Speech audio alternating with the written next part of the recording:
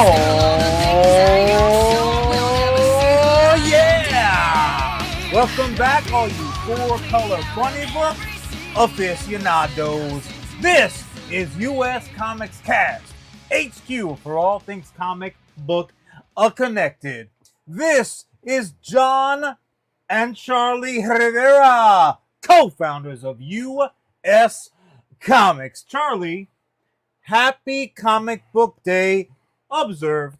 Happy Comic Book Day observed to you and to all of you listening and watching along. We are live on YouTube, we are live on Facebook, and we are live on the Purple site Twitch. As always, we are brought to you by Sergeant Finesse Gaming and Bad Mary. We're going to talk all about them a little bit later on the show, but I want you guys to mentally prepare. We got fucking Monkey Fever. We got one of the greatest movies and TV shows of all time. Getting all sorts of talked about. And I get to break some news on the fucking baddest motherfucking cape on the planet. No, not that sort of news. I wish it was that sort of news.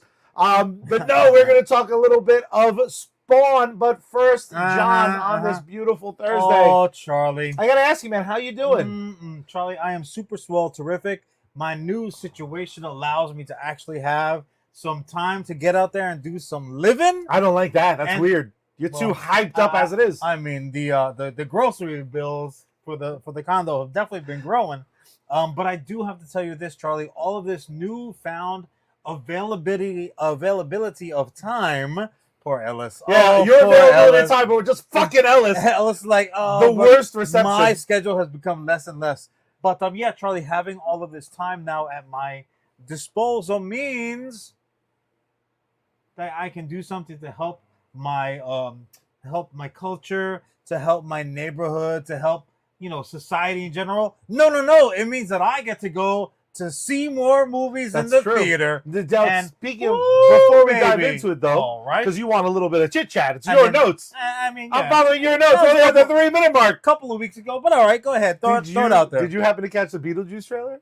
I did not catch the Beetlejuice trailer. It's one of those things that is it actually a trailer? Is it one of those? Oh no, it's like teaser for your. What I liked is that I was very afraid it was going to be like Saturday. See the trailer. I thought it was going to be one of those. It was like a trailer. And like, I mean, I'm not like a huge Beetlejuice mark, but when you see something and you're like, well, that looks right. Who's not a huge Beetlejuice mark? I remember Beetlejuice at a stupid time. Charlie, I have memories of you. I have one favorite Beetlejuice watching like just two fists under the chin, watching the Beetlejuice cartoon. Well, the Beetlejuice cartoon was hot fire. I remember that. Well, it was that, but the Beetlejuice cartoon was because of fucking the Universal Ghostbusters versus Beetlejuice show. Whatever your childhood justifications of it are, which obviously we now know last a lifetime. Yeah.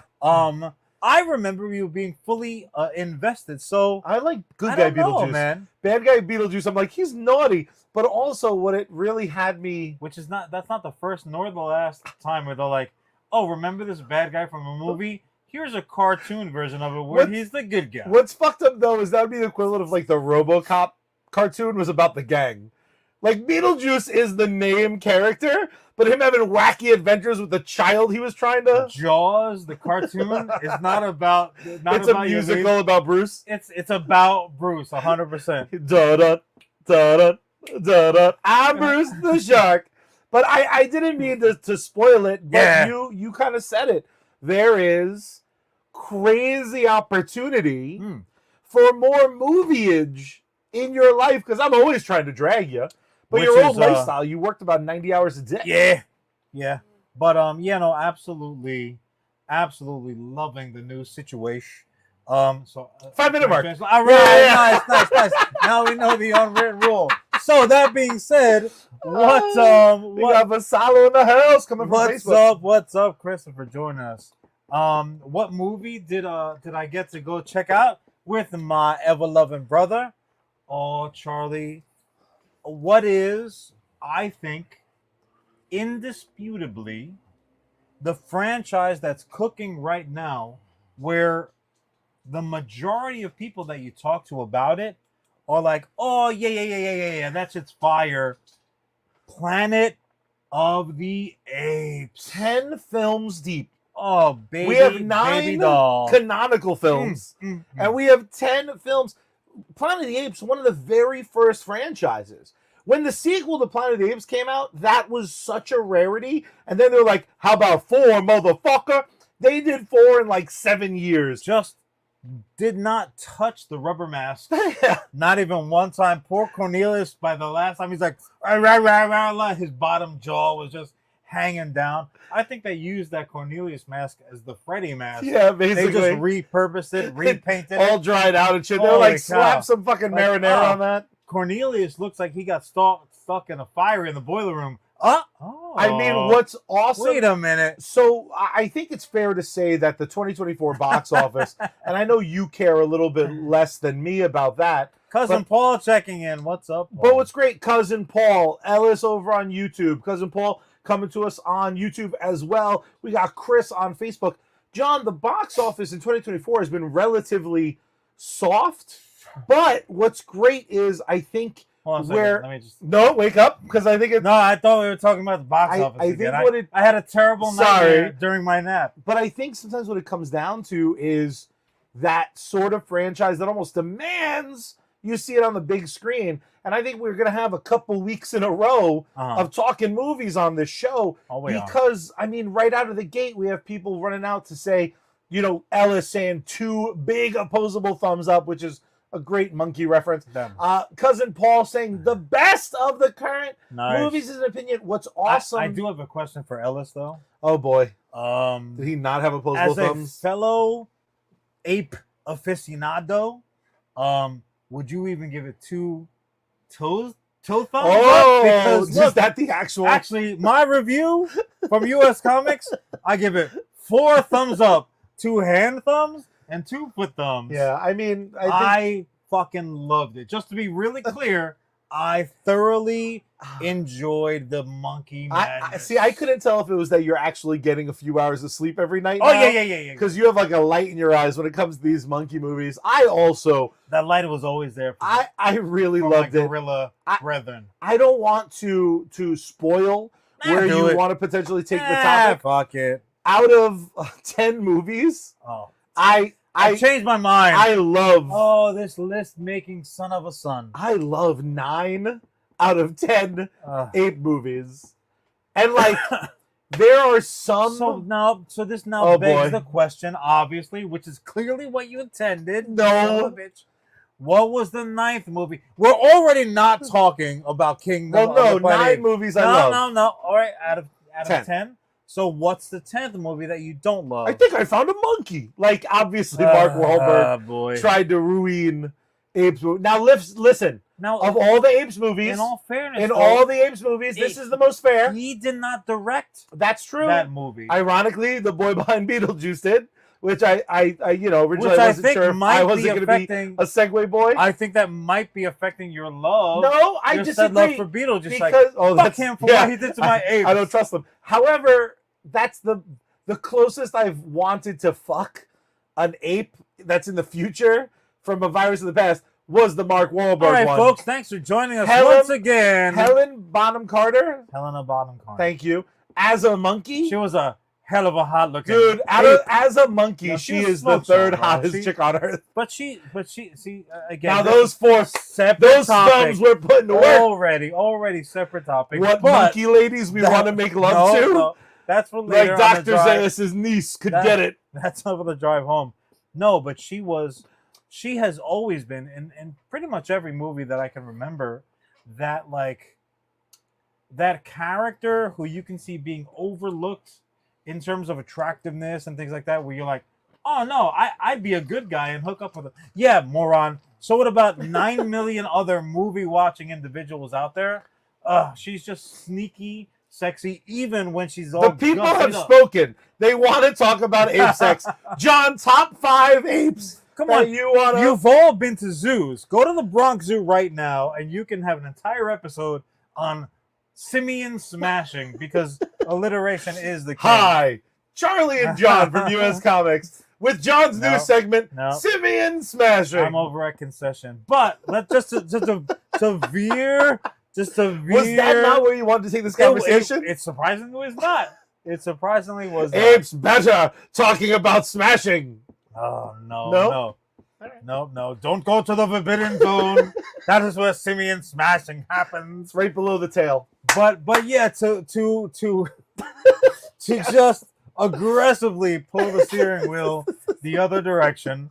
Much like I'm sure we're gonna see in Furiosa. But that's Nice. That's a little Um, tease. that's how you do it. Ooh, little undercarriage. I'm gonna catch that finger one day. But so let me ask you this: you list making monsters. Yes. The classic movies, because that's where they were, notwithstanding. Yes. Because they went on forever and a day. Fuck yeah. It seemed like.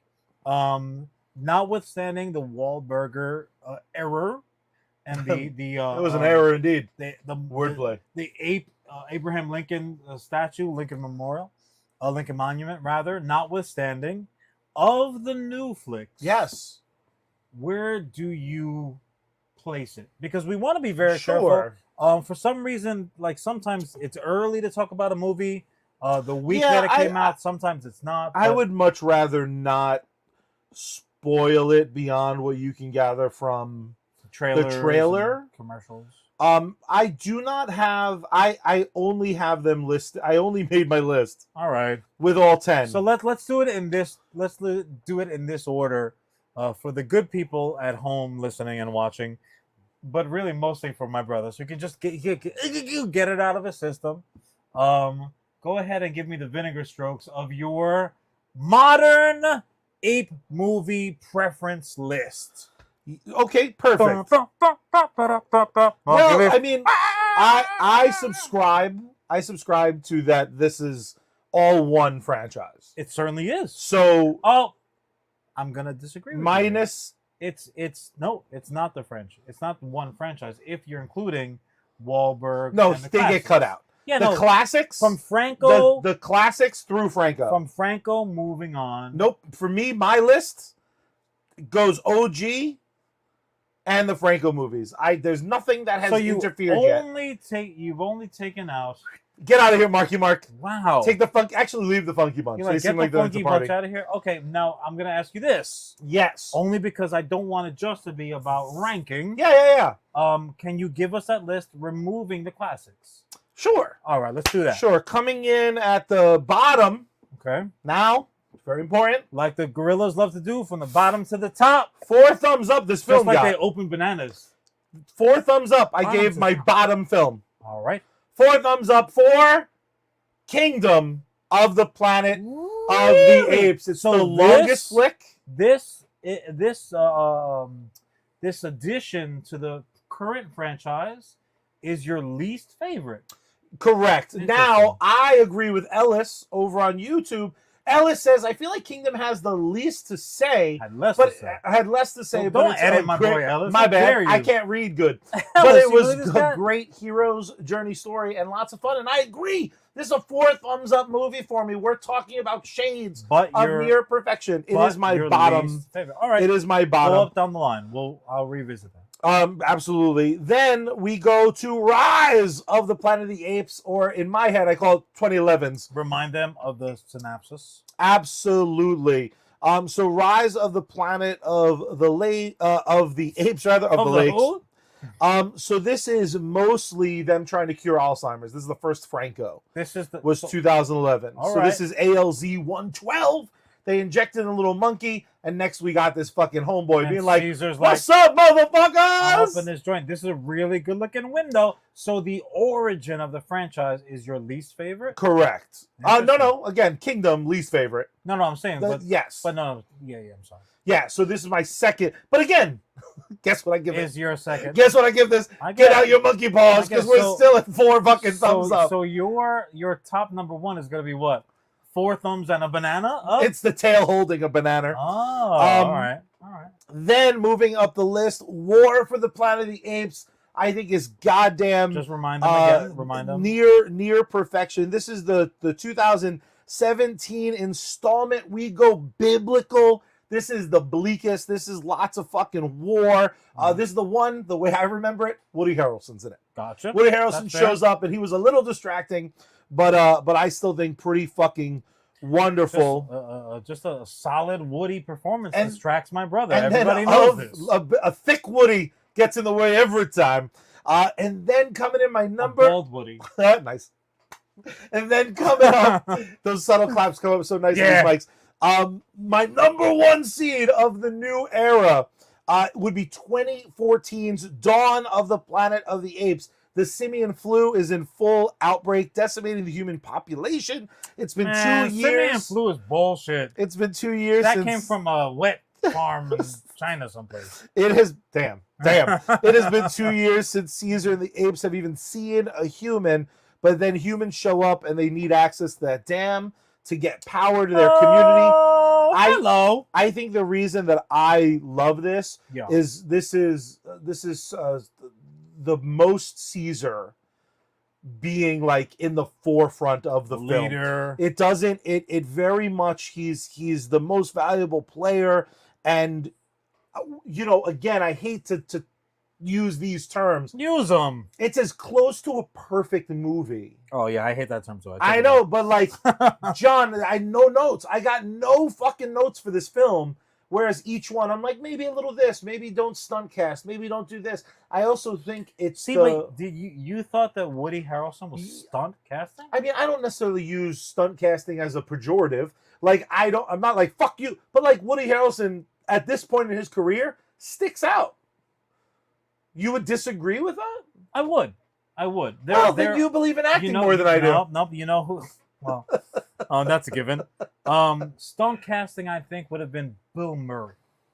Okay, I put Woody at the Bill level. No, I don't. I just don't. I mean, we're just pouring liquids all over that beautiful jersey right now, folks. If you're not watching the episodes, just check out little moments every once in a while. For this episode, check out moment 18 where Charlie just drenches his gorgeous jersey in some sort of fluid. Available now. Woof, my goof. Ghost Corps. Melons on the back because I respect women. So yeah, so interesting. I wouldn't. I do agree with you about stunt casting. I wouldn't. Sure. Which I stunt think casting was is Kim Kardashian showing up in a movie in the middle of nowhere, for or me, a sports figure who doesn't know acting from. And again, I would he's throwing a foul. I would never. I would never court. have the audacity to argue I think you would with have the you audacity. about that. I just feel like, personally, there was no need for an additional name. Because am I pronouncing this right? Andy Sudeikis? Sudeikis, yeah. Who motion caps Caesar, he plays Caesar to fucking perfection. Who does not appear in Kingdom of the Planet of the Apes. Correct. The most recent installment he does appear. Spoiler alert. Does he really? Who Very who's beginning. play? Tell me. Oh yeah, but I mean not really. I don't know if they can't. Really. Did they give him the call? Dude, he might have Lay there, motherfucker. He might have been sleeping in his hotel, and they're like, "All right, yeah, this is technically it." I mean, if nothing else, that means they would have to send him a check. So maybe they didn't do that. Maybe they played him like they played what's his face from Back to the Future. Like, yeah, you're kind of in it, but not really. Thank you. All right, so I'm gonna yank it back. Yeah, please. So, I would love to know your opinions on that. Well, What's your I favorite? did not list the movies because I am you're not a monster. Not a list monster. But I would say that I enjoyed this installment of the modern iteration as much, if not more so, than all the others. And I'm gonna do my very best to keep this. No, again, Well, I don't mean to defend myself. All right, but my list is like we're talking. Like I just said, like all of them are perfect. Yeah, and you're like, dare? If you spit on me one more time, I'm worked up. The show is over. That's Holy cow! An actual ape would have spit on me less. Would have eaten my fingers and toes for sure, but spit on me less in the process. No, I hear what you're saying. Again, these movies. Again, I use the analogy. You love a monkey. I love a good monkey. You want a monkey in a flat cap? I want one so bad. You cannot so bad. have a monkey. My birthday's coming up in a few weeks. There's zero monkeys. Just putting it out there, guys. Feel free. A few weeks. Feel free to send a simian to Middle Island, New York. He or she will find a very happy home. But let me say this: a few weeks. Yeah, a few weeks. It's a few months, bitch. So don't write that. So that all being said, I take these movies as like I'm visiting a restaurant that I fucking love. I love this restaurant. This restaurant has never let me down. So I just sit there and I crunch my caramel popcorn because that shit is dynamite. And I just enjoy the bejesus out of it. Now, if a movie was particularly way above the average or way below the average of these movies, then I would be forced to like, this or that, or oh my god, this is blowing my mind. But instead, I'm just like, yep, another dope installment. Because Yeah. if these had been 2 hours, or in this case, like 2.5 hour Very long this one. episodes of a TV show, I'm like, yeah, great. This is exactly what I was expecting.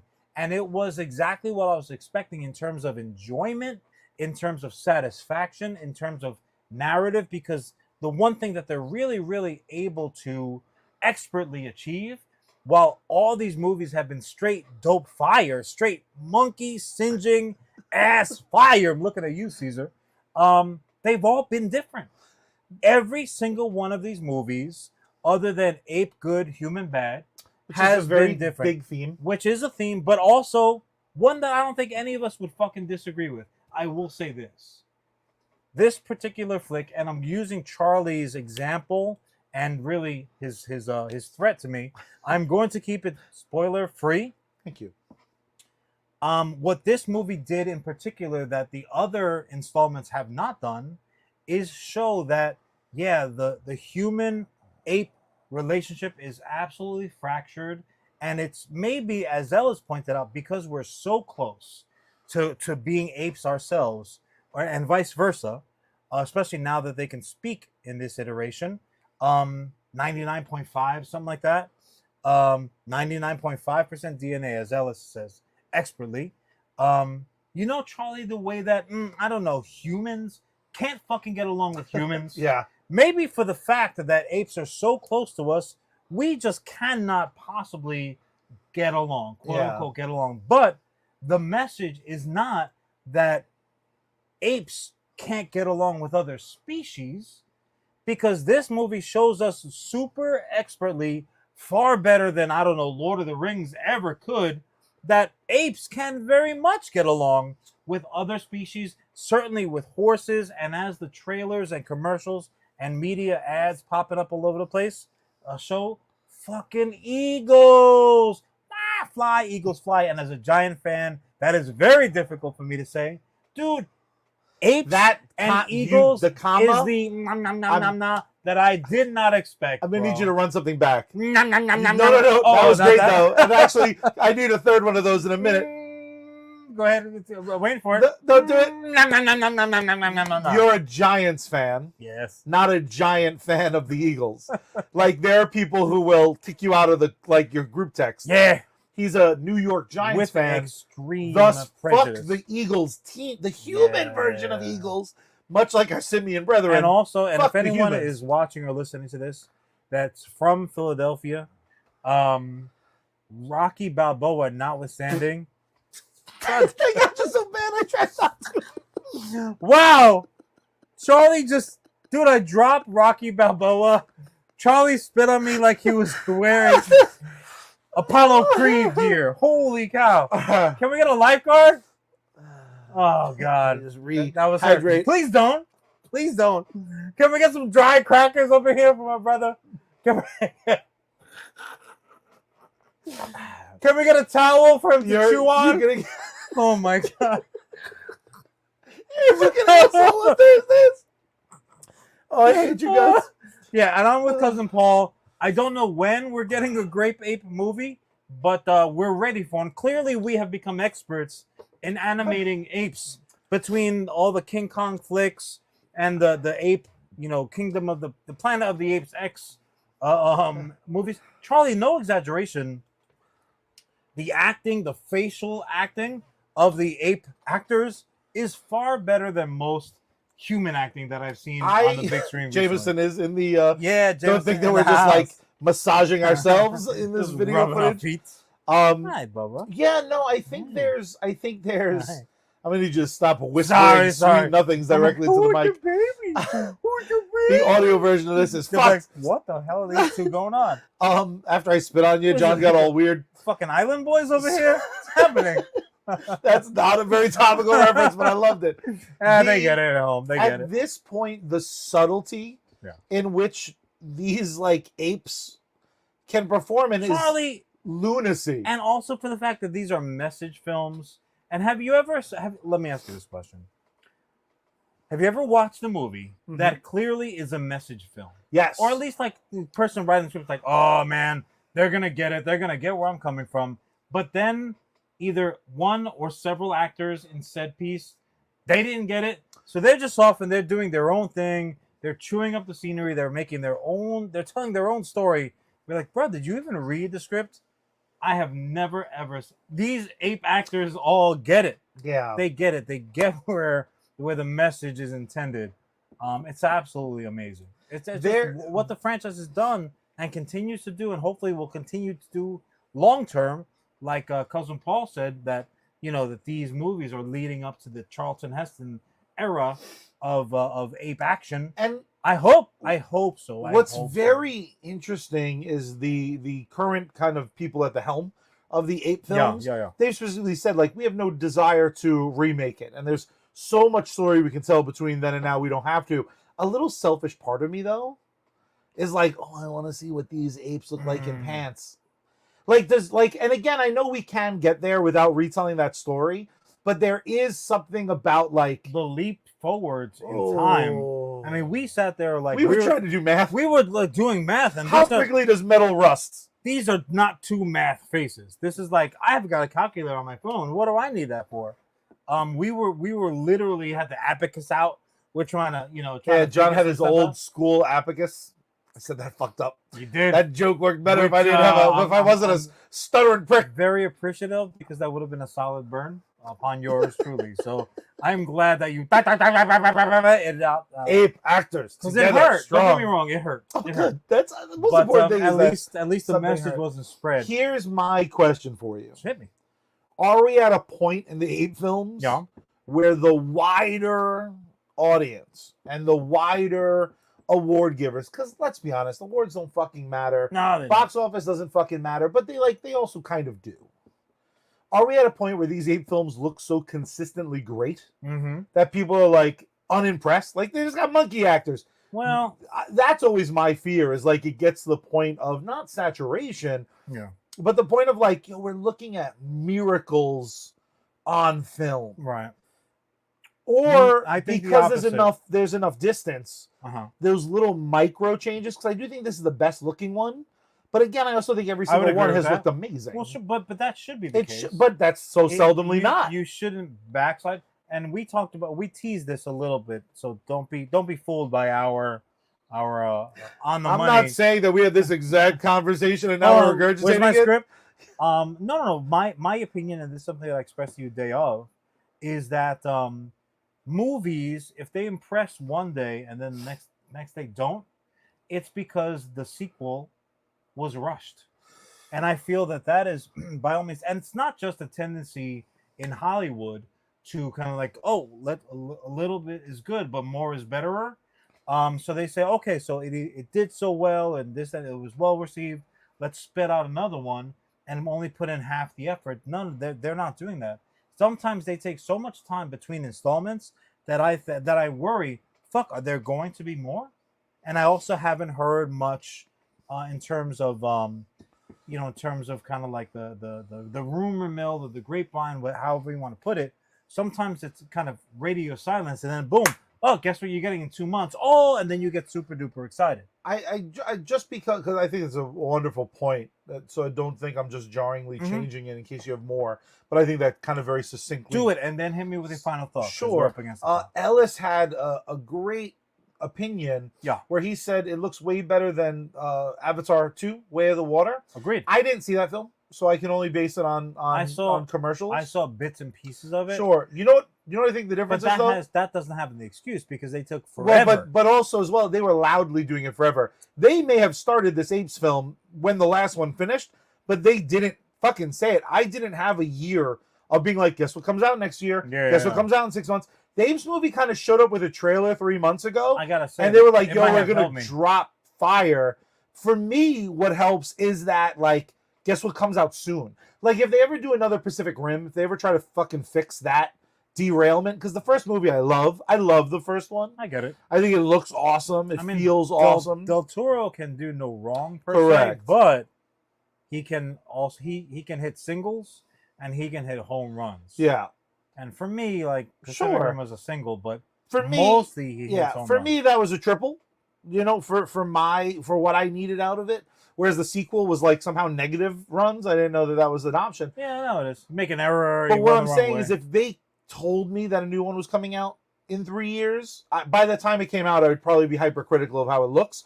Whereas the movies show up and they just happen to look beautiful. Like, so I do think there is something to be said. So my final thought, very simply, is I think when you take a great idea and grow it and expand it and update love it and hug it, there's a common misconception that there are sacred cows in cinema, and I've never believed that to be true. Now, I do think some have easier climbs than other. If someone wants to remake Kill Bill, you better put a fucking ape in it, because that's going to be hard to do more than what Quentin did. But I think the Planet of the Apes franchise, adding to something, I think if in 5 years someone wanted to do a third installment of Kill Bill with the little girl, I think Planet of the Apes and this franchise has proved not only can you end miracles of cinema, because those other films are fucking great. The original run is great. And this has been able to so consistently outperform it, in my opinion, that I think this kind of proves that that's bullshit. Great creators can take anything, including previous. It's not always the junk left over. Sometimes you can jump in and play with somebody else's toys and improve. Yeah. Because look what Predator did. Like the most recent installment of the Predator franchise, which has nothing to do, or had nothing to do rather, with the creators, improved on the concept. You have something to say. You have something you want to show. What it is. So I want to say this. So my final thought is, clearly Charlie and I were both big fans of the newest never installment. changed the banner. Well, that's all right. But also, as well as, I put it, I think, higher. Not I think. I put it higher. I put it higher in the franchise standings, mainly only because I think this takes an even larger step in showing that, while it clearly is saying, look, apes and humans have a real problem, I think in this case, it made an even better argument for, like, no, the apes are right. Like, the humans are trash, and we're not good to each other. How the fuck are we going to be good to another species? Whereas at least with apes, like, maybe at the very least, let's draw a line, so to speak. And it even more so justifies when they become super duper shitty down the timeline towards humans. Never mind the fact that we can't speak and we're kind of like running around, sharpening sticks and stuff like that. But I'm gonna say this. My answer to that moment of like, well, let's not retread over shit. When they get to that point where they say, okay, now it's time to wrap up. We don't really have any more stories. We're ready. Even more so, we're going to hand it off to the next group of minds and hands and performers to tell their version of the story. We're going to sum all of this up. This is a freebie to all my ape-loving brethren out there in Hollywood land. Tell your story for 2 hours and 10 minutes. And then wrap that up with a spaceship burning the atmosphere and just getting closer and closer. And you get, for the first time in the entire franchise, the the eagle eye view of this ape world that has been created, cut back to the interior of the spaceship, which looks mighty familiar. And they're just laying there, knocked out, just rattling away in their starcraft, and then have them break through the jungle canopy and drop, and in effect have a modern version, maybe even shot for shot, like ooh, I love that, like the remake of Alfred Hitchcock's classic, where like they just went shot for shot and remade it. Why'd you do that? Why'd you do that? I'm only doing it for about 5 minutes, but you do that version, have them hit. You have our surviving astronaut kind of stumble out. You show the apes in the background, kind of looking at him, and boom, and blackout, straight soprano style. Don't tell any of that story because we've already gotten that story in the Charlton Heston installment. Can I yes end? You may. You may. Can we have like when you show the anonymous apes that are like the fuck is this? Right, what the hell is this? Can you just have one? They're just like on a smoke break, like, hey Bob, what's going on over here? Can you just have one grab at their necklace like it's a crucifix, but it's the fucking window shape? Of course. Oh God, Of course. You would just see me be like, ah! I would be so like, you talk about Bye, Caesar. What is that? Oh, up there? fuck you. Yeah, fuck me. That Right. might be too far, but like we can negotiate. So Charlie and I are in complete agreement. I am a brilliant yes-ander, but also as well as this flick was as good as we hoped for, because that's the other thing when you're in love with a franchise, especially one that's ongoing and has not misstepped. In my humble opinion, has not misstepped yet. You get there and you have your popcorn and you get all comfortable, put your dogs up, and you think, don't let this be the one that's less than. Don't let this be the one that disappoints me. I'm not really ready for that in my life. I also hate to be this guy. I really do recommend not watching trailers because I didn't know what to make of this movie because it's a big ask. But it's a big ask. The thing about it was there's no world where I'm not seeing an Apes fucking movie. I would have seen a sequel to Marky Mark. Some people don't watch trailers to say, I'm going to decide if I'm going to see this movie or not. They already know they're going to see it. Some people watch because they say, I want to see this movie so much. Yeah. I can't wait for the full thing. Give me a little taste. It's like that little of sauce when you're stirring on the stovetop. The only difference is like then you imagine what the pasta's going to be like and you fucking blow it for yourself. At least I did. And like in this movie, I didn't. Because I had no idea. Look, we all try to blow it for ourselves. Nobody achieves it. Yeah. You should see how I hit on girls. Dante's cousin died because of it. Nah, right? Just plow right over that. That was solid. Well done. My bad. Anyways, anyone who tells you that this is not the most beloved, universally current franchise going in the cinema, or really, frankly, out of the cinema, is one thing. Yeah, that's why I messed up. Don't jump all over me like you want to do. Anyone who thinks that this is not the best ongoing franchise we have right now in the current timeline is one thing, Charlie, and one thing only. And that thing is just like a certain chinless, nameless bitch. Charlie, what are they again? They're like George fucking Lucas. I named him anyway. I liked it. But why is that? Why are they like George Lucas? Why? Ellis, cover your ears because Papa, they are Papa. Goddamn liars. Why?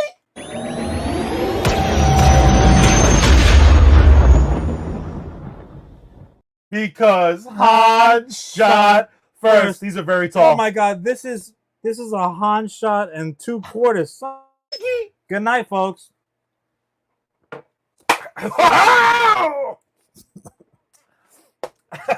Wepa! Holy shiza. Oh, those are good. Oh, you don't like Reaper vodka? Good at what? Fucking stripping paint? Well, you know, sometimes you got to go to fucking hell to fight back. Oh my God, I'm crying. For the love of your goddamn life. You, sir. I killed you, huh? Uh-huh. What if I told you there was a superhero who wore he wore red and white. Yeah. And like very, very dark base and had big white eyes. And he hung out on rooftops. But also he had a big old cape. And the cape's red and kind of alive. And he has changelings. Doctor Strange. Doctor Strange. No, this gun-toting superhero is an extra crispy guy who had to go to hell to learn there was something worth fighting for. Just parts from this character, parts from that character. Sometimes that jambalaya makes with some dope eating. It's true. And in this case, we're talking about Al Simmons. Specifically, we're talking about Todd McFarlane's greatest gift, and that motherfucker's made me a lot of toys. We're talking about Spawn. Yes. Spawn was just one of those flicks that has a cult status for the reasons that used to make a cult film. There's two categories of cult films. There's films that are secretly great and no one gave a fuck about. Then there are movies that, like, I'd argue suck and, like, are bad. But you love them because there's either an aspect that's amazing. Sure. Or something so goofy you want to hug it. you're just a contrarian at heart. You're like, I'm going to love You leave Ellis alone. like only he I can always love joins us, and you're gonna hurt movies him. that you all hate, but I'm going to adore. Talking about me, the original Spawn movie will always hold a special place in my heart for no other reason than John Leguizamo got to chew every bit of scenery he was near while like squatting in a fat guy suit. John Leguizamo's clown was, I think, probably the single most undeniably enjoyable part of that so super 90s movie. I feel like Meteor Man had a better aesthetic and suit and more integrity, like as far as the story goes. Now, despite the disaster that was the original Spawn, for God's sakes, his cape makes a motorcycle, a super motorcycle. I don't know what the fuck's going on in that movie. Yeah, they messed up. Malbolgia is one of the worst CGI characters of all time. Yeah. To see that. Malbolgia looked like Lawnmower Man. He did. It was honestly, that would have been dope if Lawnmower Man was like in the background. Remember when they do all these duplicate spawns and then like just one yeah. But we're not. I did such a good job of forgetting that. Like, why drag me back in? It's not even my topic. It's not even really my topic because Todd McFarlane, Charlie as Prometheus. Todd McFarlane about a decade ago said, "You know what? Fuck this shit. I'm not." Hey, he said "fuck the suits" then, and he was true. right. And he was kind of in a suit. Yeah. He was like in a blazer but a t-shirt. So he's like, "I'm not a suit." Motherfucker making toys at 7-inch scale, so it doesn't match any of my other shit. I don't love Todd McFarlane completely. I just mostly love him. But Todd McFarlane said, "You know what? No one is letting me be part of. No one's letting me kind of help Jody Joe. Cousin Joey, what's up, Papa?" So no one is letting me play with my toys the way I want to. So he said, "You know what? Spawn needs to be..." Well, this is a public place, so you can't play with your toys that way. Spawn is a hard R. They had a very successful animated series on HBO. And in their to their credit, that was a straight adaptation. Correct. That was a straight adaptation. Like the first 20 books. Almost page for page. It's unbelievable. And very like the first few Spawn issues. Now it's funny because Spawn as a character has over 300 issues now. Yeah. Has literally hit a milestone. That's because Spawn is inspired. It is a type of storytelling that they did not do elsewhere. Yeah. And they threw in a couple of aesthetics that we were familiar with as comic book readers. So we're like, oh snap, this is great. This is hitting on literally hitting on every checklist that I had. The problem with and it looks beautiful. It's a beautiful book with any story that goes this long is it's going to have its highs and lows. And I would argue that right now Spawn is not firing on all cylinders. But where like currently like the issues, like issue 310 that we're on. Yeah. Leaves something to be desired. Now, the reason for Charlie's reading, there are some people reading that. Of course, it's still very successful. This is straight hellfire. So the thing about it, though, is I think that when you adapt something, you breathe new light into it. So a decade ago, when Todd McFarlane said we're going to do a live-action, rated R fucking Spawn movie, I was ready to pre-buy my ticket. Charlie, I've been getting the updates. Over the last 5 years. I don't sign up for anything. Jamie Foxx was attached for a long time. Most recently. And then it got, a couple of years ago, it was believe it or not, that was a couple of years ago that was the news. Well, when he went into the mystery medical situation. You thought it was because they were like barbecuing his skin? They were like, they're going real method. Oh, they didn't do the Fallout method of taking his nose off. Oh, they blew it. So I mean, again, I'm reading some notes off of comicbook.com. The big thing about Todd is this motherfucker tends to be very confident. Yeah. So he recently was talking about he is a toy billionaire. What happened with Todd McFarlane was he was unhappy with his adaptation script. The guy who invented Spawn was like, this isn't a fucking movie. I'm blowing it. And what I love and respect about it was he knew to kind of turn to someone that matched the style that he sees in his head, which is not a one-for-one adaptation. That's what the HBO series did. Well, and it's almost something you can only do animated, right? Sure. Dude, not for anything. Just to get right back to it. Yes, please. So, no, you can interrupt me all you want. I spit on you so far. I fucking cut off jokes. I'm a monster. Anyone who has not familiarized themselves with the animated adaptation that's on HBO forever, I'm not sure if it's still there. It's still on Max. If it's not on Max, it would be on one of the other streamers.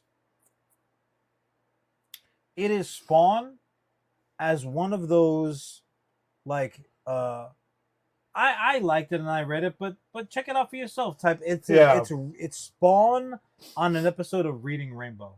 I'm like, oh yeah, that's page 6. It was. I was so, very confused. I'm like, oh what? man, Murder in the you skies. have no clue. I enjoyed Chains it around so your much. thighs. But I loved it so much because it was like Reading Rainbow.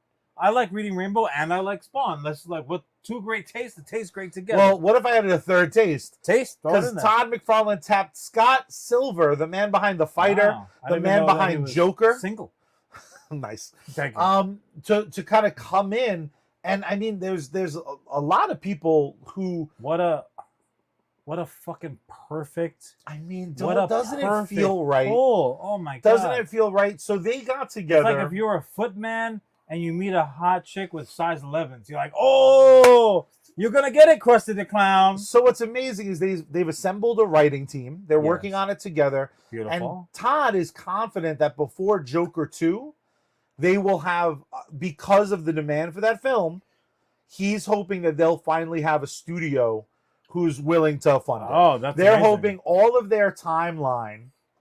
Their timeline is basically like, we're working on the script now. We're going to finish the script before Joker 2, and we're going to start shopping it around. So this way, before Joker 2, almost definitely makes $1 billion. Because that's what it's looking like right now, based on the buzz, which you can't always trust. I mean, you're roping Lady Gaga. You've got some star power. So what they're hoping is to get it all done so that a studio can kind of launch, and that's around October. So people are already thinking spooky. So he was quoted saying, "I wish everybody could hear the conversation because he's so impassioned about what he's talking about. He's so engrossed in what he's doing. It's not like he's just like, I'm trying to get it done. No. It's not just a good guy versus bad guy story." He said the other day, "I'd rather take a swing, and it'd be way too big of a swing than to not take a hard enough swing at all." He's kind of fearless, and he doesn't want to replicate what he knows is safe. Probably a predictable path that most people would go down because it's the proven path, right? He just wants to bend it. Because we're going to do an R-rated, and we're going to do it, and it can't be mini Marvel or mini DC. It just can't. McFarlane went on to say that because of Deadpool and Wolverine trending so way, and with Joker 2 expected to be one of the highest grossing movies of all year, rather. So Deadpool and Joker being the other one. So the two highest grossing films are going to kind of prep the runway. Right. For someone to be like, take fucking money, take a chance, do Spawn right. Now, can I just say something yes, really please. quickly? If you look at, you know what, let's look at Marvel as the example, because they have been really the gold standard for a long time now.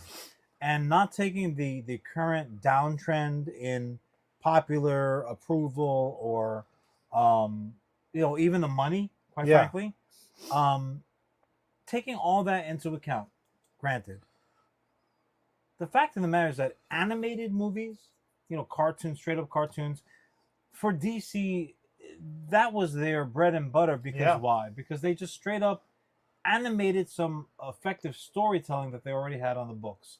Literally, on the books, in the books. They said, let's just make a straight up animated movie telling this exact same story. And we sat and we're like, oh, that's amazing. That's amazing.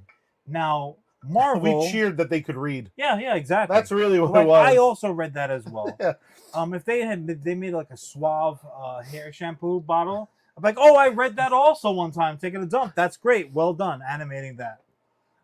Whereas Marvel, what they did was I'm not taking anything away from them because it was smart how they went about it. They got all of the money because they took content that was originally for children, and then they made a movie that could be ingested by a new generation of younger audience members, whatever the audience is, reading, movie, watching, whatever, and their parents. So every ticket sold was not a ticket sold. Every ticket sold was 2, 3, 4 tickets because somebody who had kids wanted to bring their kids to some shit that they already had love for. But why did they have love for it originally? Because they read it as a comic book as a kid, or they watched it on Saturday morning cartoons as a kid. Marvel was able to take some kid shit and put it up on the screen and get people to pay premium dollars. Now, there are certain tricks. anyone who has dated out of his or her league can tell you, you can play certain tricks and get away with them, but none of these tricks are indefinite. Yeah. So what I think happened was the Marvel method, so to speak, it kind of wore thin because people were like, oh, all right, well, that novelty has worn off. Then something like Deadpool comes along, and now we're seeing it with Deadpool Wolverine. We got potty We're mouth. like, oh, but also this is adult.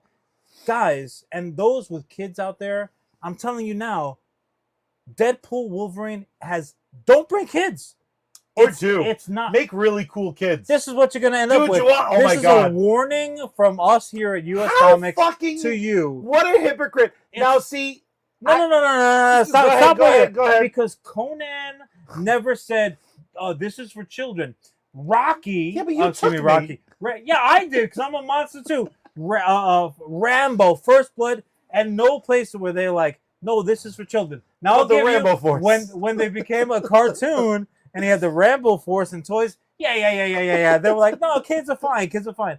But these were adult properties that the bad kids were snuck into or brought the little baby face. Snuck into. I'm like in a stroller. You're fucking rolling my fat ass. You know why I was able to get you in those movies? Because I had a stash. Charlie, you already had a beard, bro, and you were like, this First Blood movie. This is for me. I sounded like this. I'm like, First Blood. I can't wait to see First Blood. You had the 40s gangster. See? I'm the baby. I'm the gangster baby in Roger Rabbit. Just a diaper, a beard, big pass flat. Can we make that the episode art for some reason? There's no context. I think I could work it in, but the reason I'm saying that is we almost like full on dabbed. So what Spawn is doing, and what I think the intention is by the creators, is to avoid that what do they call like perfect Earth-like scenarios on other planets or moons. There's a name for it. Yeah. But basically, I'm not smart. a lot. What a lot of these movie creators now. Ellis, once again, per typical, we got two friends now. Wins the chat comment, and it's relatively early. Ellis drops in. Charlie is actually 3 kids in a trench coat, just straight up BoJack Horseman style, just dating a pink cat. I cannot confirm, but Ellis, I will not. Ellis, your theory rings true. A class, but you get what I'm saying. Class M. He thank Googled you, it for us. Well not done. only did he drop the line of the night, the light of the night, but also he fact checking. But you get what I'm saying. I do. So they're not looking to recreate. Yeah. They're not trying to reinvent the wheel. They say no, adult shit is what's popular. So kids read the comics. Why are you me? Listen to me. Kids read the comics. Kids watch the cartoons, the Saturday morning cartoons, which on YouTube you can watch any day of the week now. You punk ass kids. But leave the movie theaters for the adults. Let these heroes and gods and demigod stories, let them play out on the big screen for fucking adults. There will come a time when it's appropriate for you to watch them. But this is ours. Let us have this. Don't give me the watered down garbage version, which is why I'm so grateful as a Spawn fan that they are not going to go that route. I had no idea you cared this much about Spawn. I love Spawn. I love Spawn too. I love Spawn. Here's the thing, though. I think because I hear you. Yes. I agree with you, and this is a yes end. Why did this turn into a therapy session? I'm like, it's okay. Look, it'll be okay. Your feelings are valid. It's not your fault they fucked up Spawn. It's not your fault. Spawn as a person. John, it's not your fault they fucked up Superman. Don't say this, man. John, it's not your fault they fucked up the new Don't Jurassic say Parks. it, dude. Don't say it. So the beautiful thing is, I think we needed this awkward era of DC movies and Marvel movies movies, in my opinion, aren't the best. Yeah. Because what I think it allowed. That's the best way to put it. They're just not the best. I'm glad they exist. Superman the movie is the best. I'm fucked up though because I'm glad the Ryan Reynolds Green Lantern movie exists. Well, yeah. Because what would he mock? Let's not. Oh my God, that's a good point. The opening of Deadpool 2, he fucking ruined. I think we now, because you and I and Ellis and our cousins sometimes, we get blinded by the fact that we're comic book nerds. Yeah. And we take for granted that we became like the center of pop culture, but we weren't. Yeah, we weren't rightfully really. so. But we weren't really, because when they think of Iron Man, the reason they can't imagine anyone but RDJ playing him is because they didn't have all the action figures from the cartoon, And they've never It's read because- Demon in the It's Bottle. because they haven't read Demon in the Bottle, and they maybe heard of it anecdotally. What we have now, though, is those kids that flock to Iron Man, which was a decade ago. Yeah. They they're now they're people. They're adult now people now. old enough. They're people now. They're peoples now. They're now old enough though to want to see Joker. Right. They want to see a third at bat for Deadpool, and Deadpool is very interesting because the fact that Disney Deadpool is saying killing it. but the fact that the highest single day sales, the pre-order for tickets start single highest this year. So the proof is in the pudding. I think we finally are in a situation where there are enough new adults that grew up with these movies that now they They're can just like shiny and new. yeah, now No you can worry wrinkles. now you can have Blade fight Little punks. vampires again, because the original Blade trilogy, even that devolved. It's like, well, how do we make more money? Let's add Jessica Biel's fat titties and Ryan Reynolds. John, the you're titties are very- so good in that movie. You're very defensive of Blade. And Ryan but Reynolds' I titties can't are also really- nice in that movie. I mean, hot take, dude. Like, I mean, that movie is Deadpool even in the it. first, yes, I would argue, but I'm not. but no, I'm coming from like even the first Blade was like okay. Oh, I'm gonna punch you in the That's fucking fine. That's face. fine. It's not the worst thing you would have done to me today, That's bro. true. I've spat. Anyway, you know what? Final Now thought, we're final even thought. for the spit. Hit me. You don't get to tell me. I tell you what's your final thought. You just wax for fucking 40 minutes. Oh yeah. Then I'll hit them on my I love final thought. Spawn. There it is. Beautiful. I love Spawn. Just the green eye smokiness. Actually, in one of the aspects, spoiler alert, ahead of that time. sounded so sexy. One of one of the great elements of Spawn, which you don't really get ever in the intentionally You long see his wife's running. titties in that You first see issue? the wife's titties in the first issue, but also as well as they give you a hard out They do. before they ever really delve into any of the nuance or the rigmarole, all the shit that he gets into, the history stuff. I guess you could get further life, and they did delve in like Cowboy Spawn. He's an angel now. Night Spawn, and this, that, and the other thing. But more so, you're like, so this guy, Al Simmons, this motherfucker's on the clock. Yeah. So like a Stephen Yeah. King story, they're like, don't fall in love with him too much because look at the watch, bro. They hit you like an episode of 24, like boop. That was my favorite thing. One of the best elements of it is that you know that he is on a like the game is running out, and you just praying that he doesn't take a knee because you got Al Simmons on your fantasy team. Like, God damn it, I just need one more point from this to my bitch. It's one of the aspects of it that like watching an episode of an ongoing It's like series that you 24. love.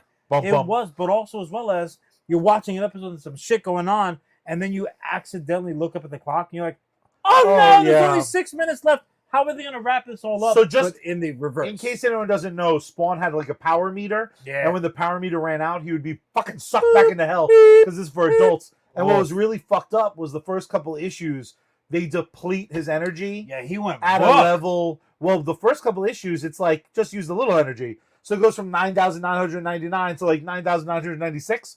The next issue, 92. And then the next issue was like, he's out to 8,000 because he blew up a sedan. I'm like, fuck!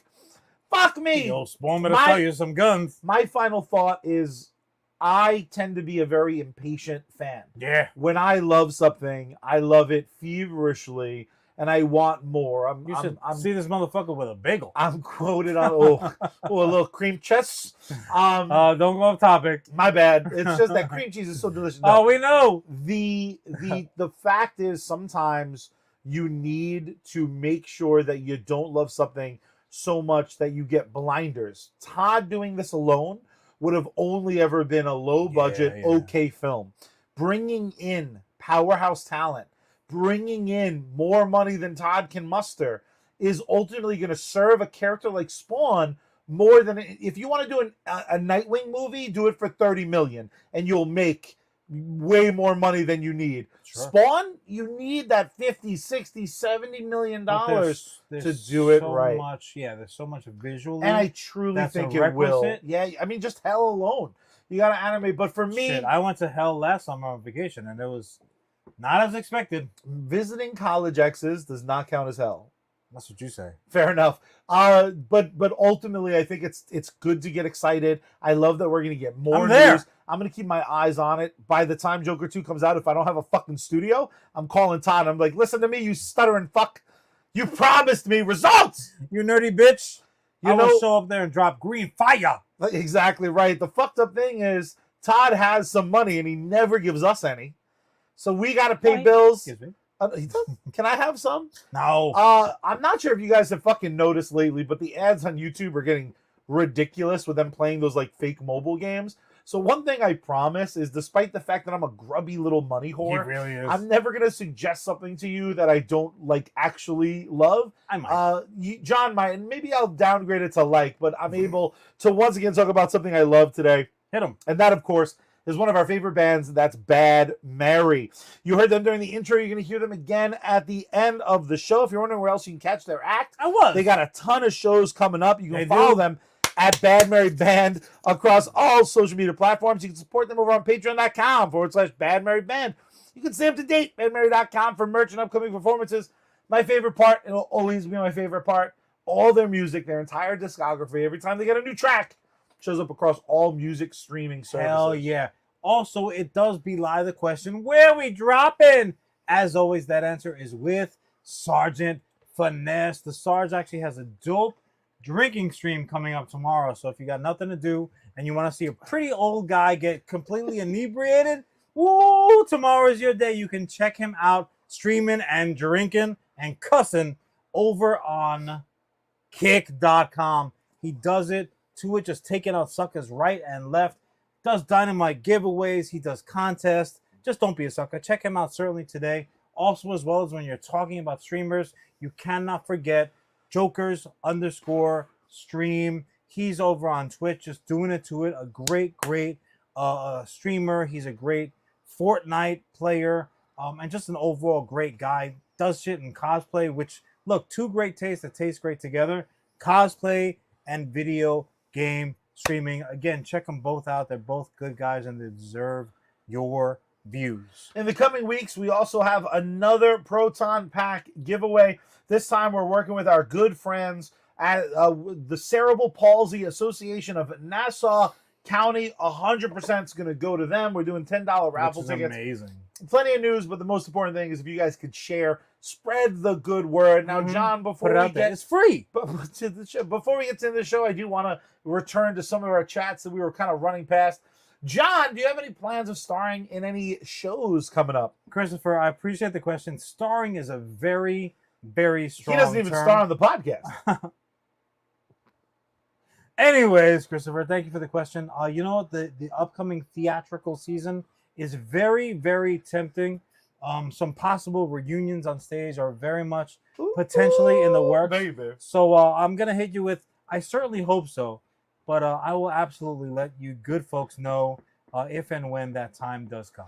Ellis over on YouTube wants to see Doggo on camera. He's currently laying down, but if in John's segment I see him up and at it, I will make sure that He's hibernating. Part of the reason you need to tune in live is you never know when you'll see Doggo. Yeah, just a random Jameson cameo is likely to happen anytime. Exactly right. And lastly, Cousin Paul, I want to see Batman's Batarang split Spawn's head, followed by a shoestring stitch. Now, Batman John, Spawn crossover is some of the best crossover action again, in the game. I know you don't love detours, but I am going to throw out, I do think we are circling the drain on seeing big cinematic crossovers sooner than later. I predict in the next. They tempted. They teased a DC Marvel. I would, crossover on the big screen. Again, maybe a future topic, but I do think it might be safe to hold one's breath because I think we're going to see it sooner than later. John, I think we have our first stage. Ellis, the request. Read it out. Ellis drops in with, I want to see John, yours truly, do the Planet of the Apes musical from The Simpsons. So I'm going to go ahead and add that on my big ask list, right alongside the Dracula musical from Forgetting Sarah Marshall. Dracula musical! Desperate to do that show. And if it has to be a one-man thing with puppeteers. It'll never have to be a one-man thing, John. It has been every once in a while. Everybody has that rough couple of months. I just want to be the fucking overacting. Oh, buddy, you are. Nice. You are, and you always have. Oh, been. buddy. But Charlie, let's do the good, folks. Just a close personal favor and take them to the top floor. What do you say?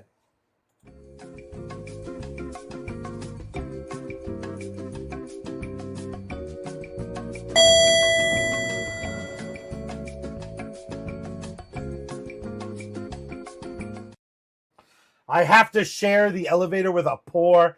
God damn it. This is the segment of the show where John tries to pitch me something amazing. I'm going to play one of those wretched suits. As you all know, we are well established as hating the suits. They fucked up Hollyweird. Not great. But I'm going to be a suit that maybe will get convinced to spend all sorts of money. From an elevator, which is ironic to me. Love it. I will be playing a suit. John will be pitching a product, and let's see if Charlie will be catching said product. By the time we get to the top floor, God, I hate your guts. You know, being in a good mood sucks. John will pitch it. I'll hear it. And let's go. Do I go now? Yeah. Should I start now? All right, but let me before you start my timer, I just want to ask this. I don't like this whole I hate that your fucking whole. Like there was a key change just now. You're like, yeah, here we go. Time to get to the fucking elevator. Take us there. I say one thing. He's like, I didn't really think that was really appropriate, sir. I think I need to speak to HR. Fuck off, man. You spit on me this entire episode, and you're gonna give me. I have to get out of the elevator for a second. I gotta get out of the elevator. You're gonna give me fucking notes? Whatever, man. So my question is this, okay, suit? Now I hate the suits. I hate suits now too. Fucking guy. So I'm gonna ask this question as if I didn't already know the answer. How familiar is the majority of our nerdy brethren and trethrin of The Gentleman, Guy Ritchie's current just installment? So I think a quick overview is in order. So there is The Gentleman, the movie, and there is The Gentleman, the streaming show on Netflix. So my presumption is they're calling. Is that Guy Ritchie? Hollywood's for calling. He's like, us you here? better not be talking. He's like, Madonna was a bitch. Yeah, he's like, she's just a succubus. It's all her fault. I blame it all on her. Me too.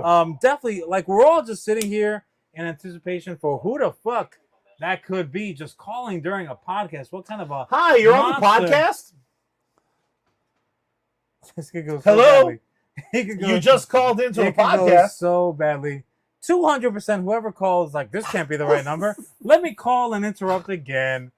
Go ahead. Do you want the phone, my producer? Our producer just gave me a look like I'm so sorry that I didn't answer. Anyways, so where are we? Okay. No, it's not gonna be okay. All right. So what's interesting about this whole sheboygan, Charlie, as if you didn't know, the movie The Gentleman by Guy Ritchie came out 2019. Great. The movie was a one-time standalone installation. I'm like, oh, this is so great. I definitely got to have a plaid tracksuit now, and I do. Then all of a sudden, here we are, 2024. They're like, minding your own business. Oh, just like looking in a different direction. They're like, oh, here's The Gentleman, the TV show, and I'm thinking, oh, that is so super dope. I'm so glad I paid for Netflix this month. I got a little treat. These two things must obviously be connected because the show also, as well as, is from our beloved, at this point, I think that's fair to say, Guy Ritchie. Yes. Holy shit in Shinobi. Now that he's off my naughty list. Then you Stop go fucking Madonna. Yeah, he did. Yeah. A long time ago. Then you start watching the series on Netflix and you're like, oh, this is great. I'm really enjoying this. I wonder when they're going to connect this show with the series. Or rather, the show with the movie. And just waiting. And you're waiting. And I'm still fucking waiting, Charlie, because they never do it. Now, and to clarify, the questions always come up. It's also very clear, though, that it is the same universe. When you talk about connection, is you almost want Colin Farrell to show up on the show and be like, oi! I want him to pull a Zach and stop the action and just talk direct, shatter the fourth wall, and talk to me directly. I want him to time out and then start explaining. Remember when I fucking did Phone Booth? Yeah. Is that my Did I lose my Irish accent? I mean, did you have What do one? Irish people sound like? In Ireland, you drank warm Guinness with the actual Irish. My God, yeah. And that accent was... And I had to pretend I didn't hate it. That accent is why they hate the UK. They're like, nah, fuck it. They just run around doing Lucky Charms accents, and it's all Charlie's fault. But I veer back onto the fuck lane. is this show? They never fucking explain it away. Never mind, like, oh, but more show is coming. And I'm thinking, great, well, what's it going to be about? Because I did really love the flick. Yeah. And again, I love the show. I don't want there to be any confusion about that. Both the flick and the show are great. And they're only connected by the most tenuous of strands. So, first, Charlie, now I'm going to ask you this. You're entirely up to date, right? Yes, I watched the shit out of that show. So you've seen everything. And I this just has been rewatched the movie. Oh, even better. So this has been, this isn't a new installment. This is not something. I'm so sorry. Are we on the elevator? No. Okay. I'm going to catch everybody up really good. Relatively quickly. All right. So 2019, nope, this is the show. So in 2019, nope, that was the movie. So in 2019, we get this installment where like, oh, Guy Ritchie is back again. That's great. Because you know what? He made Arthur, the King Arthur movie. I don't want to talk about it. We can't blame Madonna for that one. So Guy Ritchie gets back to his roots. John, he had to shake it off. I understand. Still lipstick on his business. I get it. I totally get it. All respect to Madonna. No respect to Madonna. Fuck her. That skeleton. So oh shit, hot take. so here we are. I'm really quick synopsis brought to you by Wikipedia, which, as we know, is the most accurate and up to date shit out there. Big Dave, editor of the daily print tabloid, is snubbed by cannabis baron Mickey Pearson at a party, and then hires private detective Fletcher to investigate Pearson's link to Lord Pressfield, a duke. He's got a heroin addict daughter named Laura. Fletcher offers to sell his findings to Pearson's right-hand man, Raymond, for £20 million. Now, born into poverty in the U.S., Pearson, played by Matthew McConaughey, won a Rhodes Scholarship to Oxford, where he began selling marijuana before dropping out and building his criminal empire. He now plans to sell his business to American billionaire Matthew Berger, played by Succession's own middle son, fucking what's his face, for $400 million, and retire peacefully with his bomb piece wife Rosalind.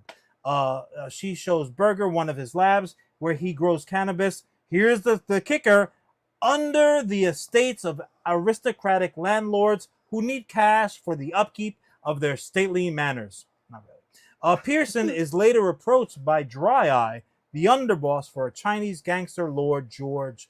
Dry Eye offers to buy out Pearson's business. He refuses. Pearson's lab is then raided by an amateur fighter group of aspiring YouTubers and rappers known only as the Toddlers, who overpower the guards. They steal the marijuana and upload a rap video of their caper online. Not so smart. The fighters' horrified trainer, Coach, played by Colin Farrell, orders them to delete the video. They don't.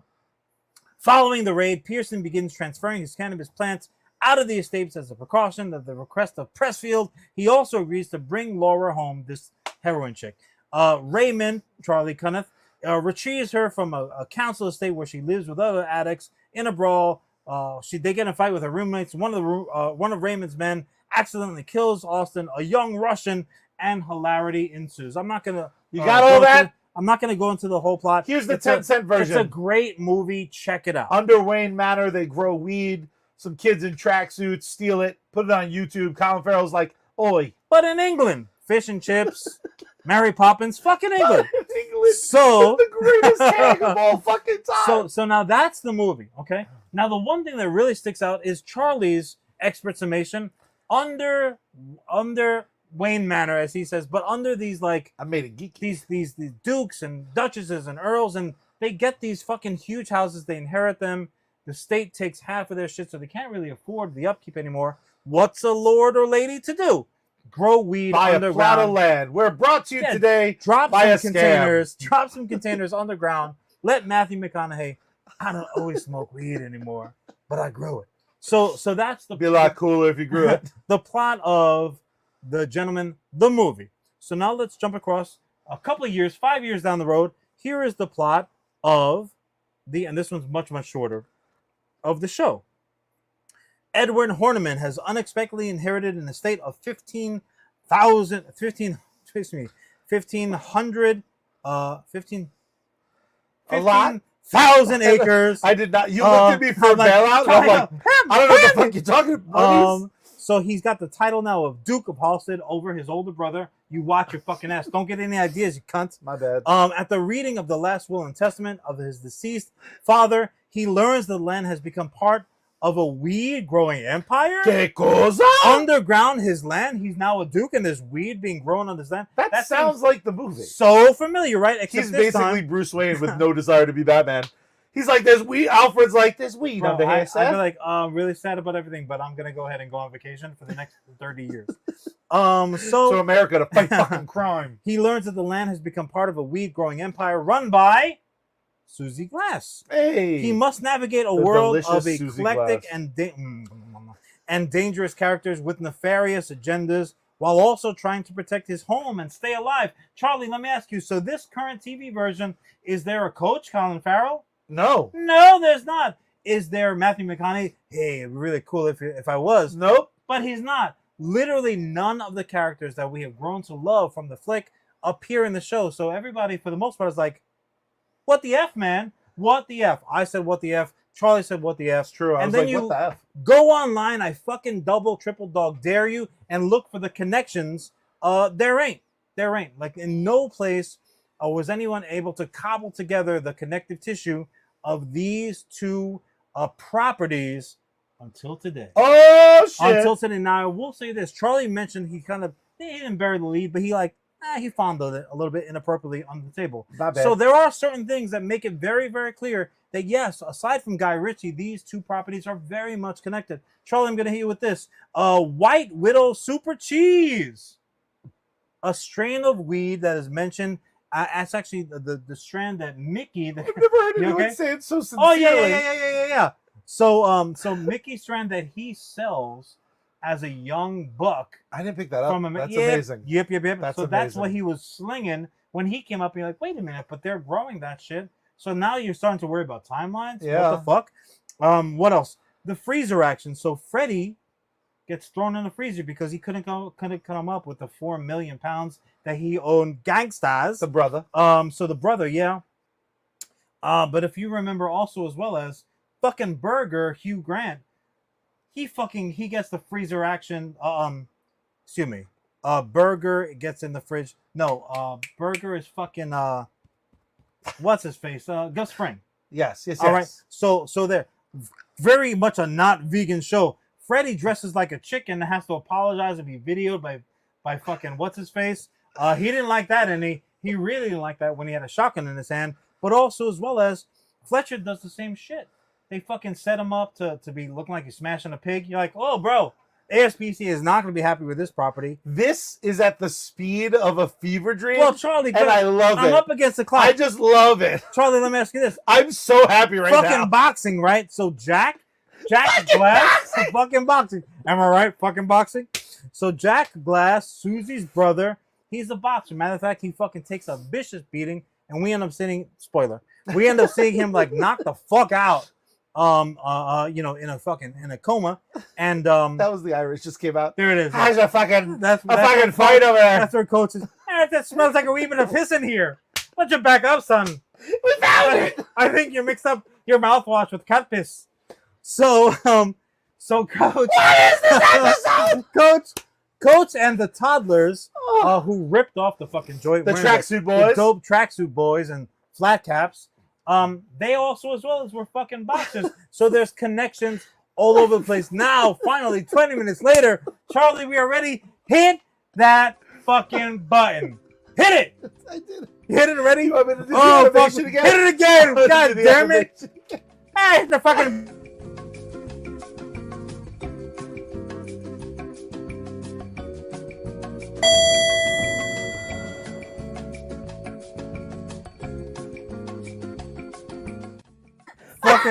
fucking suit the suit is all over me. I all just right. got an animation of you doing like a rail of cocaine. Please. Holy fuck. All That right. was the quickest explanation I've ever heard. Sorry. Here we are. You can have money. Let me just stop So yelling. now we are connecting these shit. So people are like, no, it's not connected. Just see me. Oh. Fuck it, they are connected. And here's how. Oh. After the flick, Charlie. After the flick, Uh-huh. clearly the coach doesn't like the toddlers getting Correct. some shit, right? That's a clear, clear disagreement. They think, yeah, no, that's a super great idea. We're gonna do crimes and we're gonna put them on YouTube. And coach is like, nah, no, you're not. So they've got a big divide right then and there. But they're not the only boxers he's got to take care of. Matter of fact, the fucking kids in the burger shop, he's training like guys like them now. So it's a generational thing. So they gotta go off. They gotta do their fucking different things. But I'm gonna tell you this, Charlie. At the heart of it, you know how they're connected? How? So obviously Susie Glass and Jack Glass are related. They got their crime lord father. He's locked up, but he's still the big cheese in town. But Susie is running the joint, right? This is the TV show version. Yes. But then there's also Rosalind, who's Matthew McConaughey's wife. Yes. Fucking total badass, tall as the bejesus. She's running an all-ladies car shop, which is just maybe the hottest fucking thing I've ever. That's the hottest sentence I've ever said out loud. So Charlie, I ask you this. Yes. What if those three motherfuckers were related? Ooh. What if Rosalind is actually the older sister of Susie and Jack Glass? I love it. All right, so this The is where glass we're going to. This is where we're going to make our connection. Rosalind is the older sister, and after the events of the movie, she still wants to retire. So Mickey, he's getting anxious about the legalization, the upcoming. Oh yes. Because this is 5 years ago, so we're kind of there. So the upcoming legalization of pot is kind of like getting on his nerves. So all the craziness that happened, it's hard for him to get past it now. He's got a past, so he cannot be the face of a legal pot business because of all the shit that he's done, all the blood on these hands, right? So what that means is that Rosalind's like, fuck, my husband needs an out. I want to retire also. Who better to go to than her fucking criminal mastermind father? So she goes to him and she's like, hey, buy our business. Let's keep it in the family. Matter of fact, don't even give us the full 400 million that he was looking for. Fuck it, give us half. Keep us half and we'll be silent partners. You can call us in when you need to, but the business stays in the family. This happened in effect off screen between the show, between the movie and the show. We're going to explain it now in my new iteration. This is also going to be a series. Yay! So episodically, we're going to get boom, boom, boom, boom, boom. And Charlie, you're going to get episodes that focus on our familiar favorite characters who we've now no longer seeing. Except Charlie, you know who's going to be the connecting thread? Who? The fucking toddlers, baby. The tracksuit, flat cap wearing some of bitches. Oh, the poster alone. Throw it down. We're going to get episode by episode. We're always going to get toddlers, but like the toddlers are Scooby-Doo and the gang. And then one episode we're going to get the Harlem Globetrotters. Nice. One episode we're going to get Batman and Robin. That's how we're going to do it. What I love about here. is the toddlers are kind of dipshits. The like they're kind of dipshits in the best way. Like we could be toddlers if we were good at fighting. Ellis, maybe no one has heard of this till now, but obviously after this pitch, you are very much going to want to get all cut up because both the flick and the show are straight fire. We're just going to send him a redubbed version where this is Peaky Blinders. Fire. Fucking fire. All right, so here we go. This is how we're going to do it. Holy shit, that was all set up? That was. After the flick, the toddlers are cut loose. Oh shit. Okay? Why? Because they've got a taste for, it's like a lion that's got a taste for blood. That means you got to put that motherfucker down. He will not stop showing up. So the toddlers are like the lions. In that case, just bloody chops. They're cut loose. They take several up and comers with them, including now we'll get back to that. Oh shit. Now look, his sister Susie feels like now Jack, who kind of knows all these guys, they trained together. They trained in the fight game together, and Susie don't like it. She feels like he's running with a bad crowd. She tries to get him to focus back on boxing. So again, we get back to Rosalind.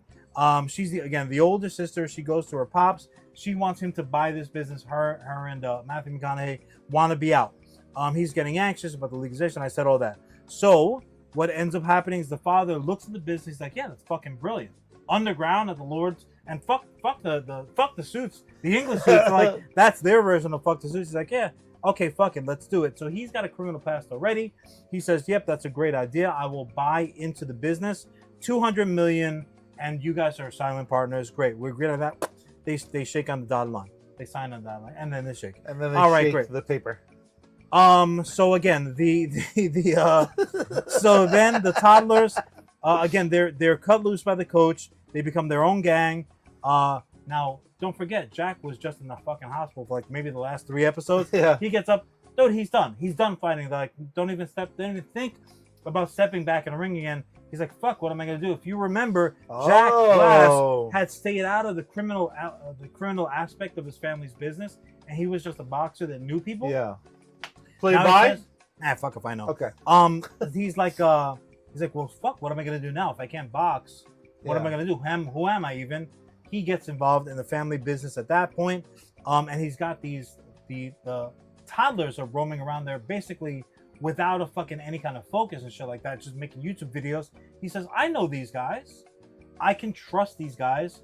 You come with me. You're with me now. You're over here now. Boogaloo. He's like, I'm going to get a tracksuit. Let's fucking go. So he's got LFG. So he basically becomes a new version of the coach running shit with them, and he gets into it. What else? But again, he needs soldiers. He trusted them, so they start to work for him. So now you've got the you just yada your own I'm like, shit. yeah, whatever, this fucking asshole. So they go with him. So now we have them as the power behind his his new guy on the scene. Cobra officers. But again, he hasn't been doing criminal shit. Yeah. So like he's counting on them, they're counting on him and his connections. Great. But the symbiotic, toddlers, one might the argue. toddlers and Jack and the toddlers sounds like a rock and roll band. They're now fucking involved, and they're like a new fucking focus, and we are gonna stay focused on them. So I'm not gonna bore you guys with anything more than other than this.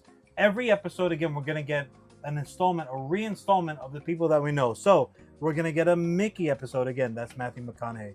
We're gonna get a Coach episode. Oh, I that's love Colin that. Farrell. We'll get a Rosalind episode. Michelle Dockery. We're gonna get a fucking Duke Eddie episode, who we know from the new series, Theo James. We're gonna get a Susie Big Tits episode. Oof. Kayla Lush Scolario. Oh, God, I love you, girl. We're gonna get a Raymond episode. That's Charlie Hunan. We're gonna get a Freddie episode. Daniel Ings, who I didn't know but does the best fucking chicken acting that I've ever seen. He's amazing. We're getting a Joffrey episode, Vinnie Jones. So every episode, the one common thread is gonna be Jack and the toddlers, and they're basically gonna be the fucking fist. So they're gonna be the fist. I have a condition because obviously I'm super in. You know we were gonna. What were you gonna name the show? I've amended it now during my explanation of it, which is frankly fucking exhausting. Jack and the Toddlers. I have a caveat. Oh no. So is Gentleman anywhere in this title? Is it like is the Toddlers like the subtitle, or are we just like from the world of and just go with Toddlers? So the Toddlers. So the iconography that I used in the logo today was the Gentleman ... the Toddlers. But the show we're really calling the Toddlers. We're just doing it for art. The show is really Jack and the Toddlers. My caveat would be this: Episode 1, the Toddlers. Episode 2, Jack and the Toddlers, and then each episode is and the Toddlers. So since each episode at some point circles around, what a fun gimmick that would be. Now the only issue would be, oh, you know what? Fuck it. There isn't an issue. No issues. There isn't an issue. I mean, again, whatsoever. we kind of disrespected Jack, but fuck him. Well, we didn't really because he was laying in bed like a lazy bastard. So I would say, bastard. But the first episode would have to be Coach and the Toddlers, and that's in effect Coach Colin Farrell being like, "Look, we can't do this anymore. You're a bad influence on my other guys who are really here to fight. I only did what I needed to do in the past to get you guys out of fucking Dutch with a criminal mastermind. So I love you. You gotta go." So did at any point I don't remember perfectly, but I know they did the YouTube videos. Did they ever fuck around with graffiti? No. Because I would love if like the Toddlers logo is in that Gentleman format, and then we just had tag style? like a tag. No, the tag is always like Toddlers, and then it's like Coach End. Like each one would be like like someone's adding it. It doesn't work perfectly. I would do it the opposite way around. So in the Gentleman font, you have your basically your guest star of the week, Coach, in the font, gentleman of font, and then and the toddlers in You want to come up? You want to come up? You want to guys- tell John the good news? You guys asked for this. So no, you come back here. He's like, fuck you. He's like, I get paid fucking premium. Do I get my money or not, motherfucker? You know what's amazing? Not only do you get your money, we're only on like floor 16. Yay! Like, despite that intro, wonderful, John. We also didn't start the elevator for like 30 minutes. Well, we had to get some. You know what? Fuck them. Everyone out there, the three of you out there like me who are asking for the connective tissue between the Gentleman Show and the Gentleman Movie, this is it. I love it. This is it. John, correct me if I'm wrong. We talked and waxed poetic about Planet of the Apes movies. Everyone should go see Kingdom. We talked about the Spawn movie. How excited everyone should be for that. Bring it online. Bring it on. And we wrapped it up connecting the Gentleman TV series and the Gentleman movie. And if you haven't seen that whole show, if you haven't watched that movie a couple times, don't be a fool. Check it out today. Guy Ritchie called me, I am not a succubus. That's true. Not a succubus. The opposite. I would argue you would help. Buckusus? A Buckusus. John Rivera, the official Buckusus of USComics. John, I need a second to recoup from that. I thought that's how we end every show. We'll be back next week. Let's tell them the real way that we end every show. John, do you mind showing the beautiful people? Wee. Oh, he got it ready. He chucked it up. First, you got to turn the power on. Then you got to tune Bad Mary. And then you got to open up the window wide and scream out into that night sky. Save Miss Best Girl. We out.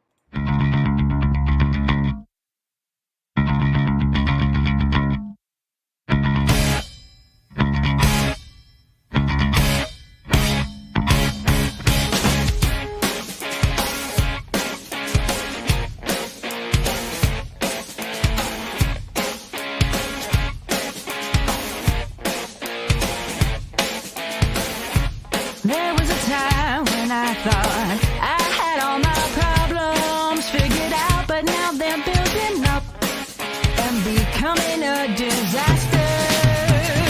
It seems that I need some more time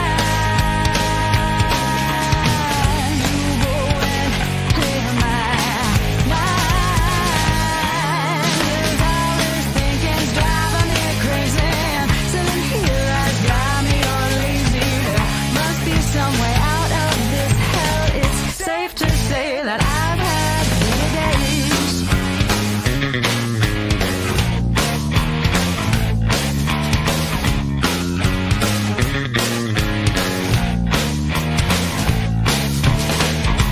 When I was young, I had the whole world right outside of my front door, but now the lock is stuck and I can't get it open. All the grown-ups said, well, your future here